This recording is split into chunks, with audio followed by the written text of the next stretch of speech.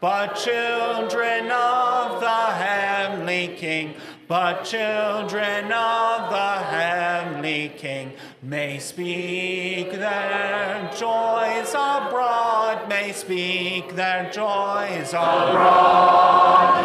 We're marching to Zion, beautiful, beautiful Zion. We're marching upward to Zion, the beautiful city of God.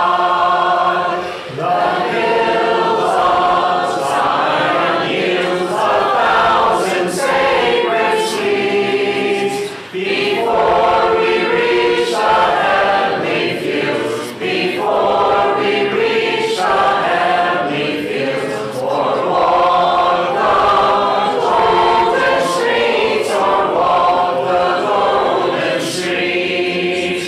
We're marching to Zion, beautiful, beautiful Zion.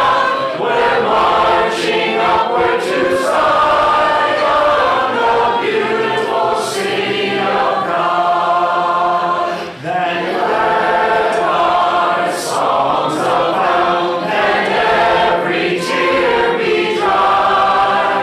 We're marching through Emmanuel's ground. We're marching through Emmanuel's ground to fairer worlds on high, to fairer worlds on high. We're marching to Zion, beautiful, beautiful Zion. We're marching upward to Zion, the beautiful city of God.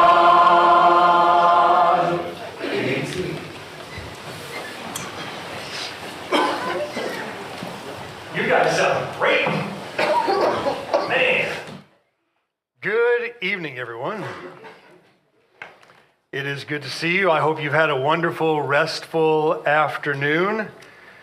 Dan came up to me after second service and said, you're going to go home and get some rest and naps? No. But I think some of you did, and that's good. Just before I came out here, I like to try to make sure that everything's in place. I've got a little mirror in my office, and I stood before it, and I looked at myself. I haven't worn this jacket in a while, and I said to myself out loud, are you wearing your dad's clothes now? I mean, this thing feels so frumpy on me now. Please forgive me. I haven't worn this in a while, tossed it on, and here it is. So we need a buy some new casual jacket for Tad fund. That sounds good. Yeah. Or I need to go thrift shopping with you guys. You guys love to go thrifting. Yeah, we have to go together. Scott Hamilton. You guys familiar with who he is? Olympic gold medal winner in 1984 of men's figure skating. In 2009, the Christian Chronicle did an article on him because he was at that time living in Nashville with his 1-year-old and 5-year-old child and his wife, attending the Church of Christ, one of the churches of Christ in Nashville. That's a really cool article about Scott Hamilton, talking about his faith and his love and his desire to really focus on and raise his kids up with faith. Well, in 1984, when he won the gold medal, he was getting up to the stand and he bowed down and they put the medal around his neck, and there's a scene of him just staring down at the medal. The national anthem plays and it finishes, he gets done, and then of course the gold medal winners are interviewed by multiple people, and one of the interviewers asked him a very interesting question. The guy said, when you were staring at the medal, what were you thinking of? What was going through your mind? And his answer was very simple, but yet very deep and complex. He said, I was thinking of 16 years of my life. As he looked at the medal, he was thinking about just how much time and effort and drive and desire and passion went into getting to a place where he was able to wear that around his neck. All the training, everything that he did was focused on skating. Everything, his diet, his exercise, his daily routine, his travel, everything was focused on that one thing, skating and doing the very best he could at that passion of his. So that got me to thinking. I thought I should ask you guys a question. What's your passion? What's your drive? What's your desire? Scott Hamilton, he was singular focused. He was laser focused on one thing. He had a passion in his life, and he lived it out in every area of life. I started to think about that myself. What exactly is my passion? What is my drive? What is my desire? And I thought back throughout my life, and most of my life, I've lived out that phrase, jack of all trades, master of none. Yeah.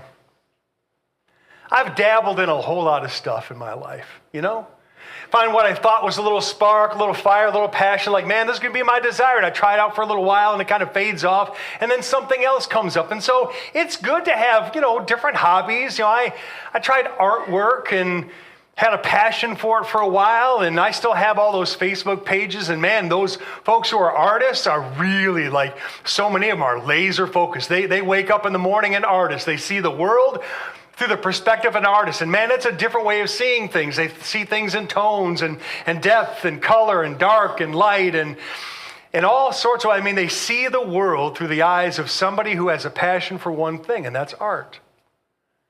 I didn't have that. I just dabbled in it.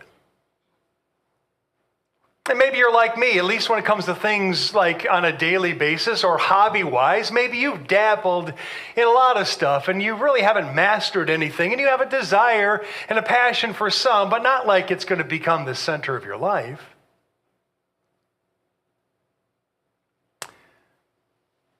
But what is? Do you really have in you a desire, a passion, a drive?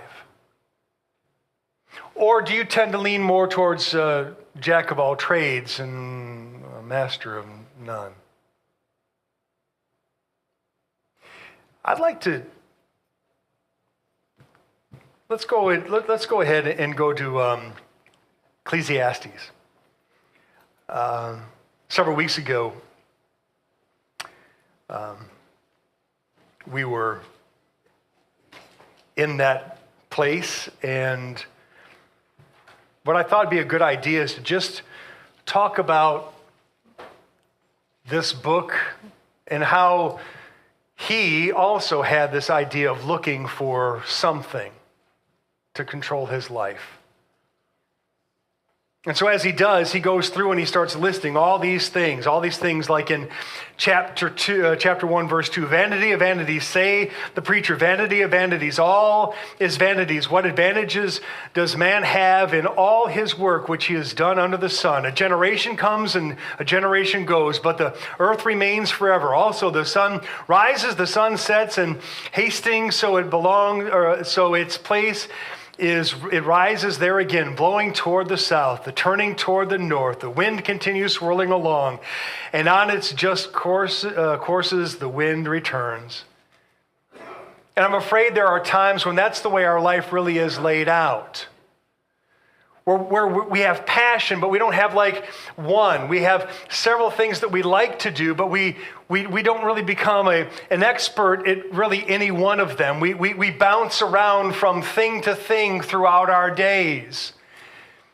And so here's King Solomon, who is and somebody who has access to all these amazing things he has access to, and he realizes time and time again, this is foolish, this is vanity, this thing just doesn't work. I tried this, I tried to have that, I tried to have women, I tried to have food, I tried to have property, I tried to have power. All of these things mean nothing. They're just nothing. And so then we get to chapter 12, and I want to read chapter 12 almost in its entirety to get what the answer of this issue is as we think about Scott Hamilton and, oh man, he really paid all this focused attention on one thing only, skating, and he receives a gold medal because of all that effort and dedication, and how we can get caught up in this idea of bouncing from thing to thing, and yeah, that's kind of fun, but we'll move on to the next thing, and not really having that inner drive and desire for one key thing that we're single-minded on. That's the anchor that we have that all the rest of our life goes over. We can get all stretched out and spread out into multiple things where we'll do really well at some of them, but we're not going to give our all to one of them. And it's a concern. And that's what Solomon is pointing out, is that he tried all of these different things and they were just ending up to be nothing in the long run. And so then he gives this warning, and I know Asa went over some of this a few weeks ago, and I think this is really powerful that we read a little bit more into it. Look to verse 1. He gives this great illustration. Remember also your Creator in the days of your youth, before the evil days come and the years draw near, when you will say, I have no delight in them. You know, when you go through life chasing something around, trying to find your pleasure here, trying to find your pleasure here. Ooh, I've got a little drive and desire here and it fades, and then I try to find something else to find my drive and desire in, but not settling in on one thing that you have that is the centerpiece of your life. Life can become exhausting. And then he says this: before the sun, the light, the moon, and the stars are darkened, and the clouds return after the rain. Remember in verse 1, he says, remember your Creator in your youth. And then verse 2, he talks about these symbols about being young. Oh, the sun and the moons and the clouds, and everything is good and bright and glorious when you're young and refreshed. No storms, everything is just wonderful and good. I'd imagine if I went around this room and I started going to people, please don't be offended. I don't look at you as an old person, but you are not a young person anymore, nor are you, nor are you, nor are you. How fast has life gone by? Does it seem like yesterday that you were in high school? Something that you, the younger generation, won't understand right now because you're not as old as we. The time still seems to have this endless openness to it because you've only lived out so many years. And so he gives this warning now, while you're still young, make sure you remember this. Your time goes by like this, and they can attest to it. Because at first, man, no clouds in the sky, the sun is up, the moon is up, the energy's there, your body feels good, everything is great, which then wants to get me to dabble in a whole lot of stuff. What am I going to place my time? I've got plenty of time to figure out who I'm going to be, where I'm going to be at, what I'm going to be dedicated to. Let me just dabble around and test out a lot of things. And then another year goes by, and another year goes by, with all these things that you're trying, but you're really not a master of one. And then watch what he says in this next verse. In the day that the watchmen of the house tremble. Now he's talking about symbolically, the watchman is a person and the house is their body. Now he's starting to talk about as that youth starts to fade away and the body starts to tremble. The hands aren't as steady as they used to be. The legs aren't as steady as they used to be. And the mighty men stoop, grinding ones standing idle because they are few, talking about the teeth and grinding the teeth. And those who look through windows grow dim, the eyes, and the sight starts to fade away. Now, for some of you in the young, you're thinking, man, that's no way. For those of us who have rounded the block about, several times, we're going, you want to bet? Starting to wear down. Slow down. The energy just isn't there anymore. And before you know it, young folks, you're going to get to a place where you're going to be at our age, and I'm hoping that you find well before then that one thing that you have a desire and a drive and a passion for, that you're going to be single-minded, that's what the rest of my life is going to spring forth. All of the things are going to prioritize from that one very thing, because if I keep going through life floating from one thing to the next, I think that I'm going to have it, but then it's just going to disappear, or I'll lose the passion for it, I'll lose the desire for it, but I'll try to find something else. And another year goes by, and another. Then he gets to verse 4.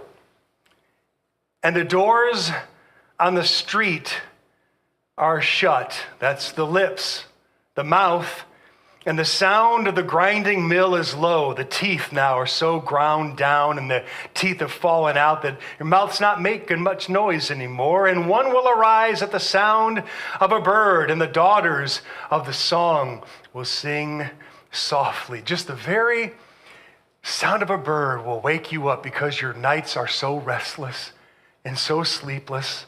Verse 5, furthermore, men are afraid of high places and terrors of the road.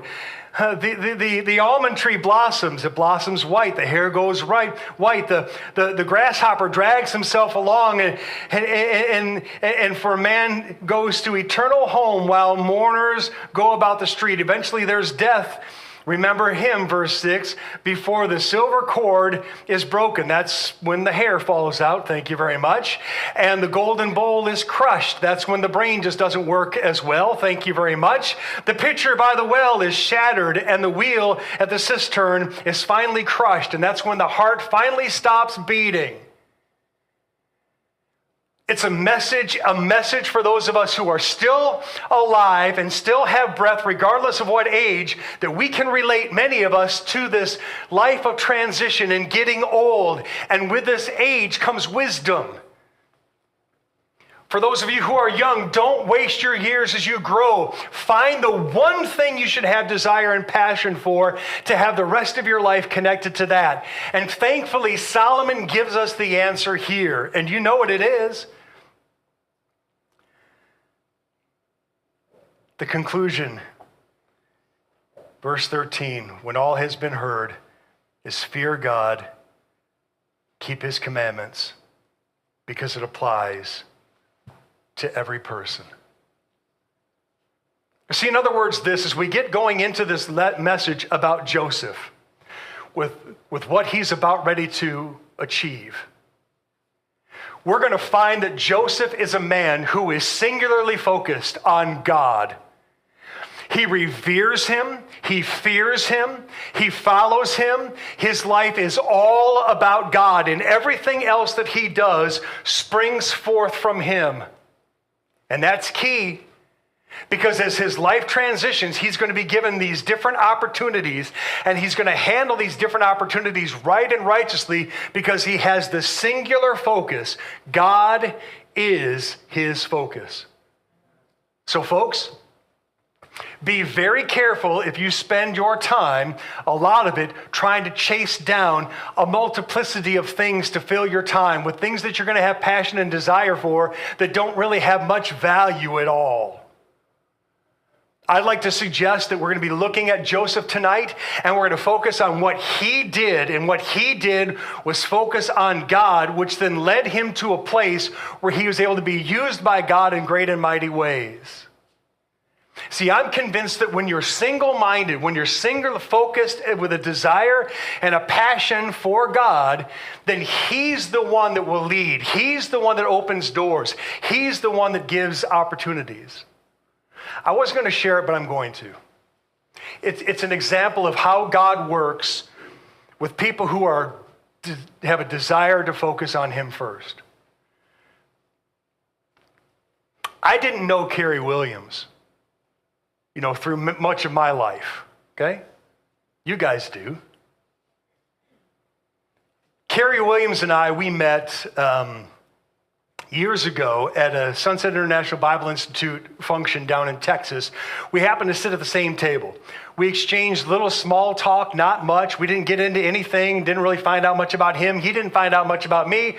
We just kind of had a cordial little sit-down chat. But that's it. I didn't know him any more than that.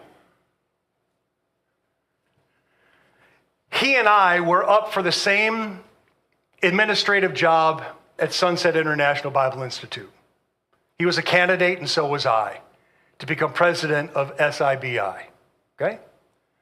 I didn't know that. He didn't know that about me. We just were both independent candidates. As time went on, they eliminated everybody else but Kerry, myself, and one other man. That's when I was told Kerry Williams is one of the other candidates. I found out that Kerry then was not going to be a candidate anymore. So I called him up. And I said, hey, brother, I just want your prayers. I want your thought. I want you to think and talk to me about what you think about this position, about being this head administrator at SIBI. We had a wonderful conversation, but that's it. Talked to him once at a dinner and talked to him for about 20 minutes on the phone. They offered me the job. I eventually turned it down. And that began an extremely dark time in my life. So much so that I wanted to quit ministry. I didn't want to preach another sermon. I didn't want to speak in front of people about God and His Word ever again. I was done. I was done. Now, praise God that I had Jerry Tallman in my life, and he grabbed me by the bootstraps and said, no, son, you're not done. There's a small congregation in Jackson. They're about ready to close their doors, and they need you, and so that's where you're going. Whatever. I had no other place to go. I had no other way to make a living. I didn't really know how to do anything else. So I reluctantly went out to Jackson to start a job to be the preacher of this little teeny congregation about to close their doors. And quite frankly, at the time, I didn't really care much. I just needed to do something. I'm being transparent here, folks. And so I went.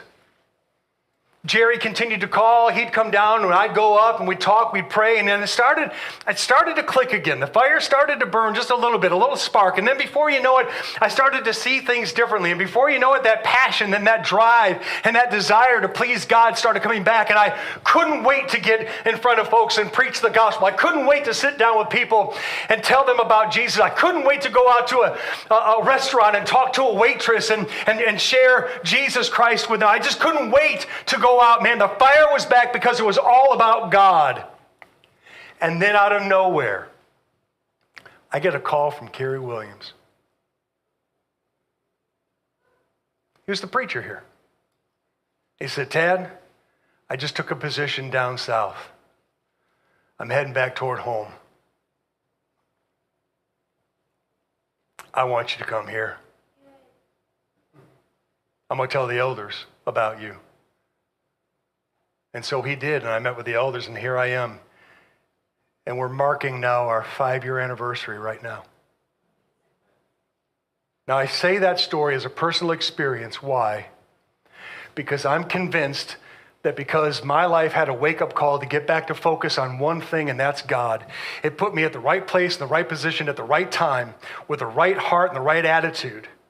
And then all the work that God had done in the past, with me just happening to sit at the same table as Kerry, and then happening to be a part of being a same candidate, and then just happening to have all those things work and connect so that when it came time, God said, now I've got another place for you to go. And He worked it all out.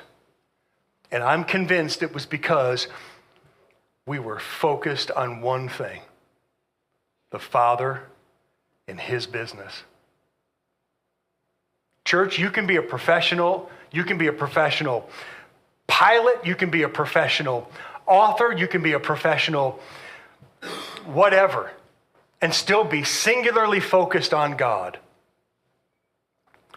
You can still have whatever profession you're in and still have the desire to please Him no matter where you're at and what you're doing. And then you watch what He does within whatever realm of life that you're at. He'll open doors when He needs you in a certain place. You just ask the Apostle Paul and you read Philippians chapter 1 starting in verse 12. And he says, man, it's for the good that I'm here. He's in prison, by the way, but I'm right where I'm supposed to be.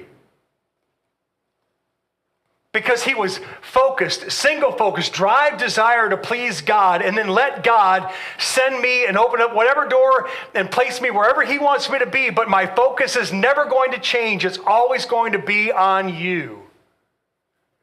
And Joseph needed that here. You want to know why? because he gets promoted by what was just read. Thank you for reading that tonight. He gets promoted. He gets promoted to be second in command of the whole world. The most powerful nation in all the world, he's number 2. Only Pharaoh is more important, more powerful than him.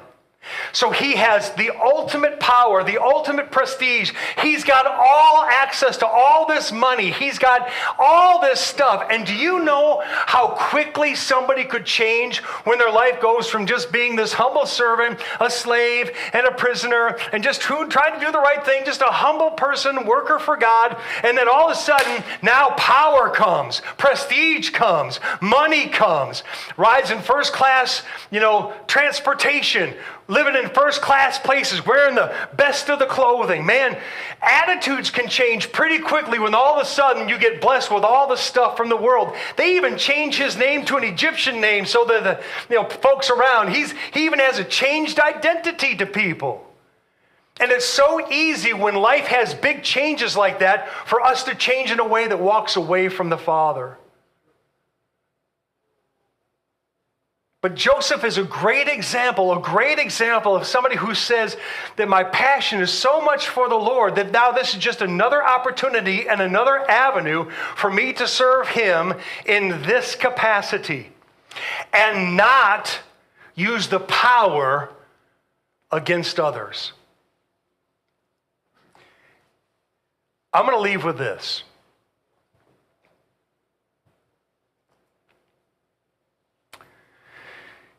Joseph had the power to kill anybody he wanted to without question. Imprison anybody he wanted to without question. And could you imagine if he had just a little bit of a shift?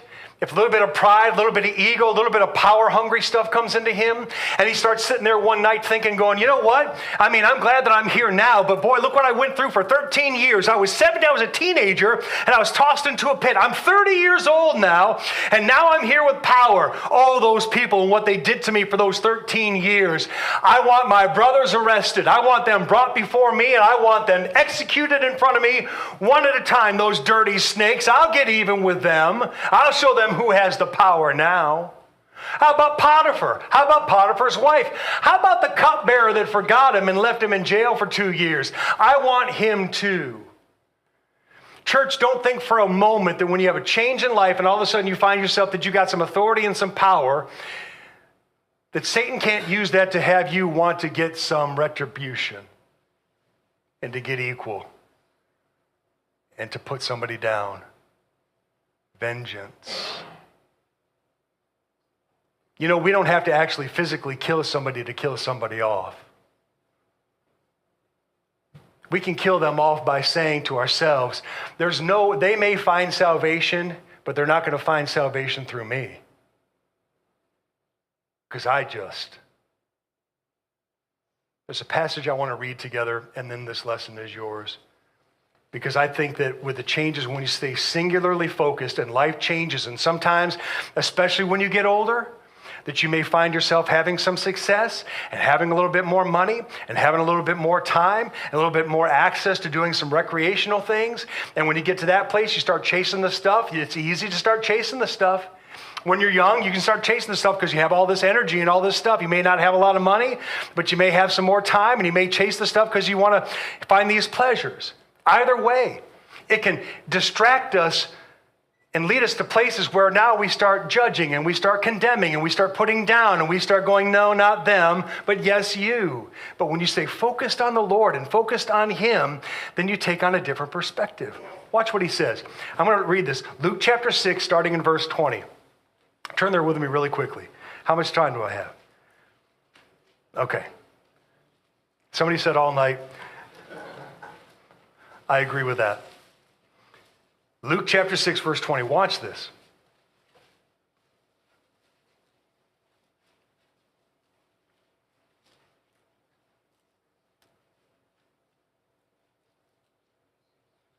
Church, I'm hoping that you're getting this point. That when you stay dedicated and focused on God, that no matter what transitions you have in life, you'll be able to handle them right and righteously. One of them is to not pass judgment and condemnation on others as you go along the journey. And turning his gaze toward his disciples, Jesus began to say, "Blessed are you who are poor, for yours is the kingdom of God. Blessed are you who hunger now, for you shall be satisfied. Blessed are you who weep now, for you shall laugh. Blessed are you when men hate you, ostracize you, insult you, scorn your name as evil for the sake of the Son of Man. Be glad in that day and leap for joy, for behold, your reward is great in heaven." Do you see how Jesus is showing that singular focus, that singular drive, that singular desire? That even when people ostracize you and speak poorly of you, you're staying focused on heaven above and the blessings and the gifts and the power and the grace and revering God. I am God focused. Lord, I'm focused on you. And so I rejoice. I rejoice that I'm living a life that people see reflects the image of you. I'm speaking in a way that people know that I'm speaking of you. And yes, they may not like hearing your name, but Lord, I can't help but speak your name, and I rejoice in those things. And because I'm focused on you, as I mentioned in the sermon earlier today, I'm focused on that lost soul. I want them to know you. I want them to love you. I'm not going to cast them. I'm not going to kill them off. I'm not going to look at them as like, well, you're not going to hear about Jesus from me because you really hurt my feelings. Lord, I'm not going to do that. I'm going to live this focused life, this desire and drive to want them to be saved because I know that's who you are. And Lord, I want to please you because that's my drive and desire. When I wake up every day, I'm not going to be a master of a whole lot of things. I just want to submit to my master, you in heaven. And that's what he's focused on here. Watch. Verse 24. But woe to you who are rich, for you are receiving your comfort in full. Woe to you who are well fed now, for you shall be hungry. Woe to you who laugh now, for you shall mourn and weep. Woe to you when all men speak well of you, for their fathers used to treat the false prophets in the same way. But I say to you who hear, love your enemies. Do good to those who hate you. Bless those who curse you.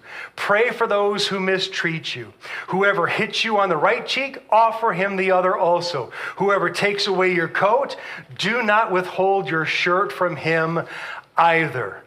Give everyone who asks of you, and whoever takes away what is yours, don't demand it back. Treat others the same way you want them to treat you. If you love those who love you, what credit is that to you? For even sinners love those who love them.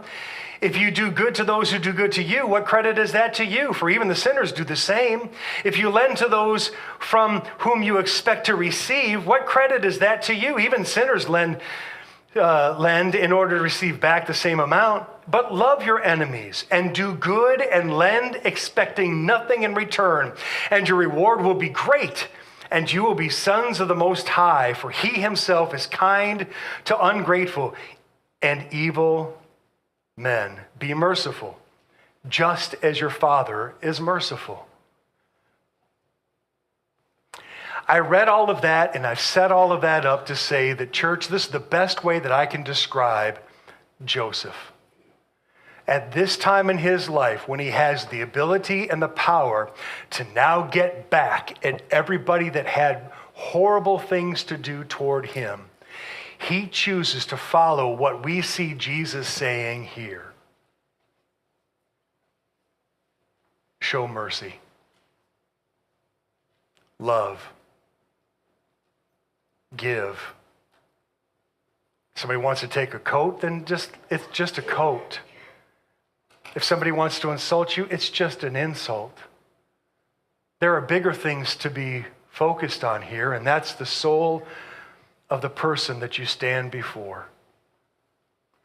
Joseph was focused more on the well-being of his family and the people in the world around him than he was of his own safety. And then when he had a chance to have power to do whatever he wanted to, he continued down the same path. He just wanted people to know God. Singular focus, desire, passion.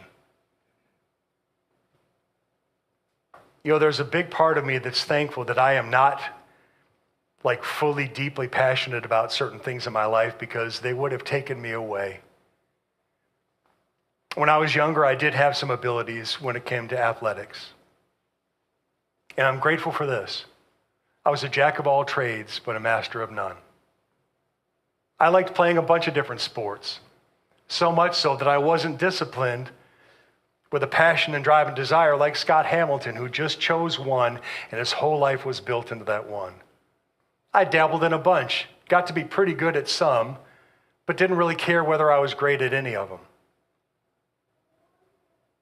And I'm thankful for that because it set my life up to be where I am now. Church,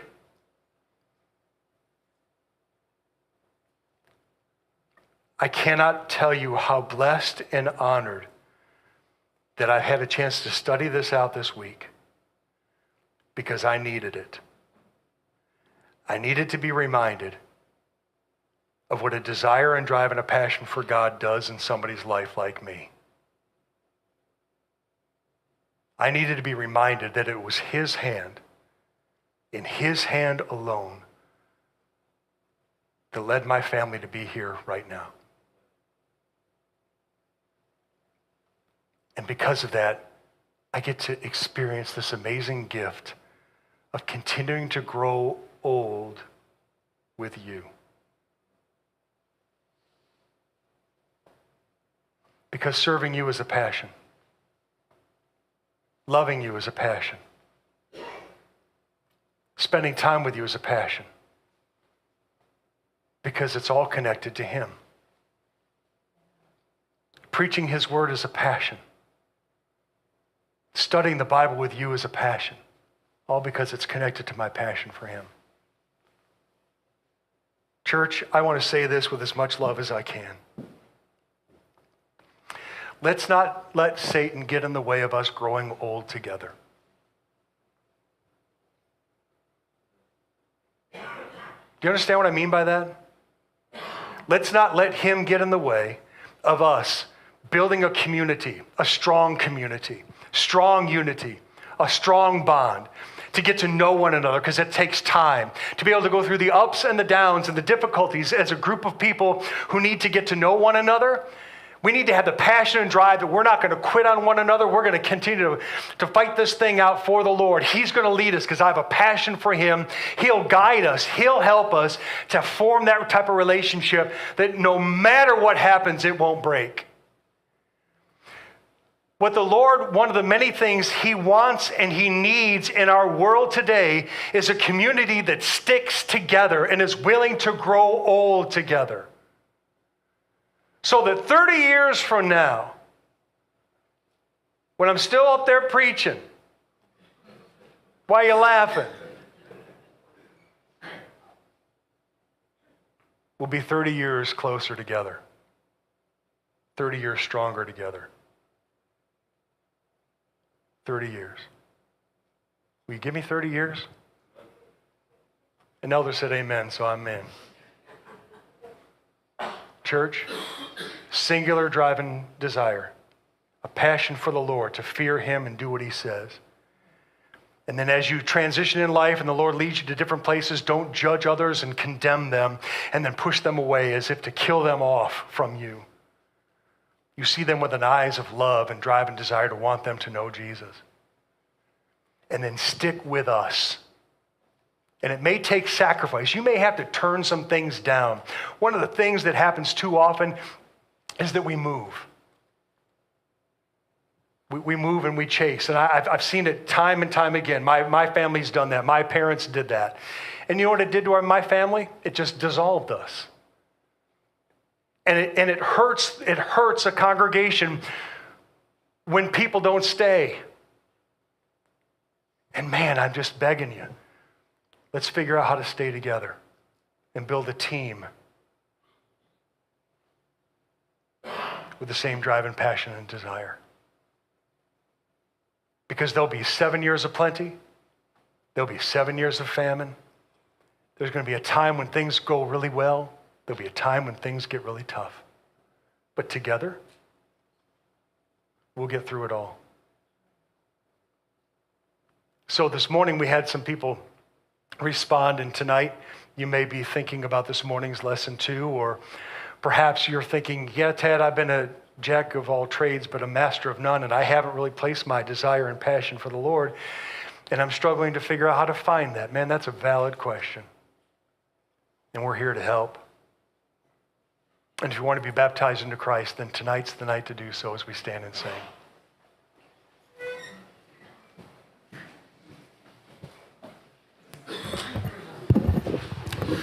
Pure.